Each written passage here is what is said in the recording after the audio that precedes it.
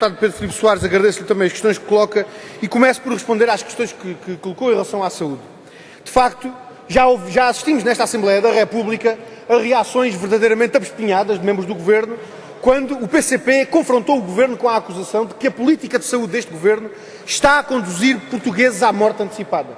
E nós fizemos esta acusação pesando as palavras e com o sentido que elas têm, que elas comportam. E dissemos isto quando o Governo afastou e impediu muitos milhares de portugueses neste país de terem acesso a exames e cuidados de saúde por falta de transporte. Quando o Governo impede os portugueses de terem acesso aos cuidados de saúde que necessitavam porque não têm condições para custear, para suportar os custos das deslocações, para suportar os custos com os medicamentos, com o custo dos exames, com as taxas moderadoras. E este exemplo que hoje trouxemos aqui é o exemplo dramático, gritante na vida de uma cidadã em que se traduz estas opções políticas deste Governo, que de facto conduzem à morte antecipada de muitos milhares de portugueses neste país.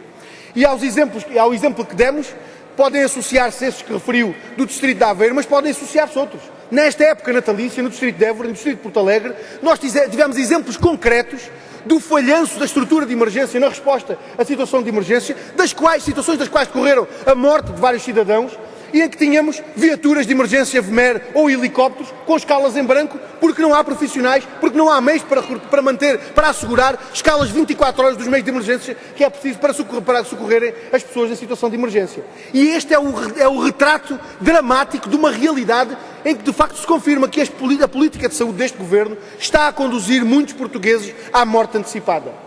E o problema é que essa não é uma política cega, é uma política seletiva, é uma política que atinge aqueles que não têm meios para aceder à saúde, porque aqueles que têm sempre conseguem recorrer aos cuidados privados, sempre conseguem recorrer aos seguros de saúde. Quem não tem esses meios, quem precisa do Serviço Nacional de Saúde para ter acesso à saúde, é que vê esse direito negado. E esse é o retrato destas opções políticas que este Governo faz. Mas também em relação às outras questões que colocou, Sr. Deputado, não queria deixar sem resposta. Nomeadamente em relação a esta questão que colocou da inconstitucionalidade das medidas tomadas pelo Governo e da forma como o Governo procura sempre, por caminhos enviesados, atingir os mesmos objetivos, atingindo sempre os mesmos do costume. E nós, nesta fase, estamos confrontados, de facto, com um problema que é um problema que tem que ser encarado de frente.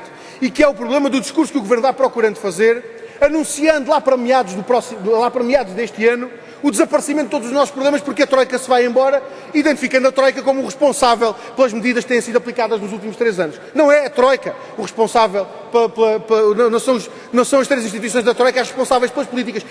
É este Governo e são os 3 partidos que assinaram o pacto com aquele programa político para executar. E aquilo que este Governo se está agora a preparar para fazer é para ter pronto, na altura em que a Troika se for embora, para que estejam prontas todas as medidas que até agora eram anunciadas como definitivas, como provisórias, na sua configuração definitiva. Aquilo que este Governo está a preparar para fazer é, até à saída da Troika, tornar definitivos os cortes nos salários, tornar definitivos os cortes nas pensões, tornar definitivos os ataques à saúde, à educação, à segurança social, para que depois se possa dizer, bem, foi-se embora a Troika, estão resolvidas as medidas temporárias, quando elas, afinal de contas, todas elas já se transformaram em definitivas. E nós não podemos, se não dar combate a estas opções, porque isso significaria a perpetuação, e termino, Sr. Presidente, isto significaria a perpetuação deste rumo de retrocesso, de empobrecimento generalizado do povo português e de agravamento da exploração dos trabalhadores que este Governo levou por diante. E contra esse projeto, estes partidos, este Governo e quem mais apoia este caminho encontrará sempre o PCP.